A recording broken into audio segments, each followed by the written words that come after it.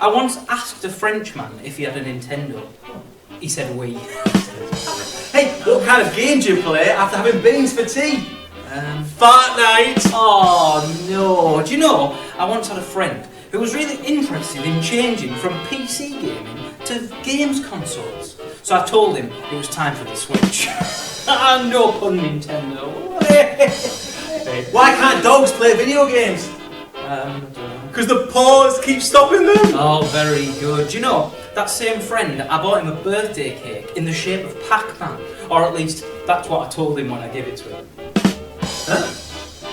Because I'd taken a chunk out of it and it looked like... Oh, how hasty! Hey, I was just thinking there, this time last year, if you'd have been stuck at home all day playing video games, you'd have been called a lazy bum. Oh, yeah? This year, 2020, responsible average. Oh, that's a good point. That's funny how things turn out, isn't it? Hey, what score did we get? Oh yeah, scores. You got 56. I got 78. Dear me, we were on the same team though, weren't we? So, if you put them together, you get 5, 6, 7, 8. Oh, come on. Oh, I cannot believe it. Oh, oil can. No, seriously, I think it's a good look for you, Steve. You think? Yeah, but where's Snowy? Snowy? Yeah, you are Tintin, right? Oh, have you finished? Nope. Brilliant. Oh, I never had you down as a metalhead, Steve. Now have you finished? Nope. Can a matchbox? No, but a tin can. Oh, it's alright, I've finished now. Right, go on then. 1, 2, 3, 4. Oh, thank goodness. 5, 6, 7, 8. Look, foiled again. No, seriously. 1, 2, 3, 4. You're going to pay for that. Yeah. Anyway, I've been meaning to ask you something. Go on. You know in Ding Dong the Witch is Dead? Yeah. Well, why do they never answer the door? What? You know, Ding Dong the Witch is Dead. Answer the door! No, it's not a doorbell. Oh. What is it then? No, it's just a noise. I suppose it could be like a tannoy system, you know, like Ding Dong the Witch is Dead in aisle 4. Sam, Yeah. shut up! Oh, alright then, suit yourself. Hey, what's this? It's a heart clock thing. Oh, I know what that is. That's the Tin Man figure. Hey, there's a Bible passage on it as well. Luke 12. That's another parable.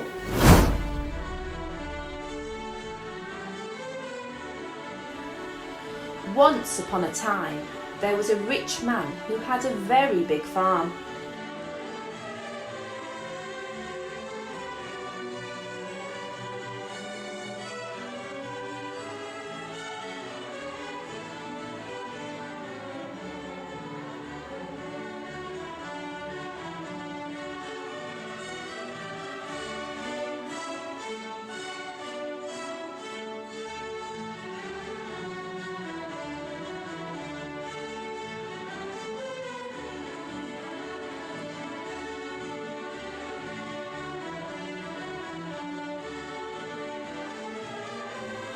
One year, there was a great harvest and his workers gathered lots of grain. "How blessed I am! I am rich!" shouted the farm owner.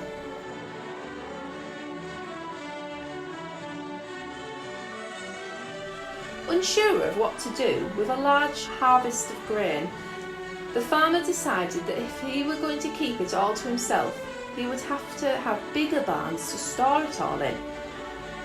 The barns he had were already full, so he pulled them down to build even bigger barns to store all his grain, not sharing it with anyone.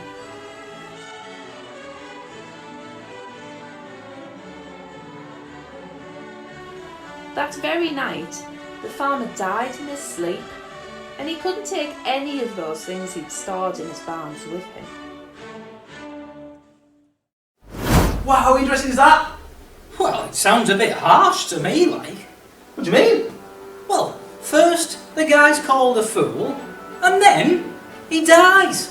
All for just storing up crops that he had grown himself. No, they were never his crops to begin with. What are you on about? Well, the farmer might have scattered the seed, but who sent the rain to water them? God. And who sent the sunshine? God. So who helped them grow? God. That's right, them crops were God's gift to the farmer, and he wanted to keep them all for himself. Right, I get it. But why would that story be written on a heart? Maybe it's the last line. Where your treasure is, your heart will be also. Right, okay, so the rich fool, he stored his treasure in bigger barns here on earth. So that's where his heart is. Yeah. No, it was not a real heart. Oh, thank goodness. It's a parable to help people with little brains understand. Right, so God doesn't want us to just store up things for ourselves to enjoy them. No, he wants us to share with others and be generous. And in doing that, we'll be storing up our treasures in heaven. That's what it says. Right, and then our hearts will be made more like God's heart. Yeah. By understanding God's love with our brain, it will change our hearts. Right. Okay then. So the rich fool, he might have had brilliant soil to grow crops in, but his heart wasn't good soil for God's word. But what difference does it make? What do you mean? Well, people know stuff with their brains, and people feel stuff in their hearts, both good and bad, and nothing changes. In fact, it just makes the world more sad. Hearts will never be practical until they can be made unbreakable. Isn't that the point? The point? No. What is the point of a broken heart? Will the seed take root? And will our heroes find the secret of a broken heart? Join us again on The Wizard That Was.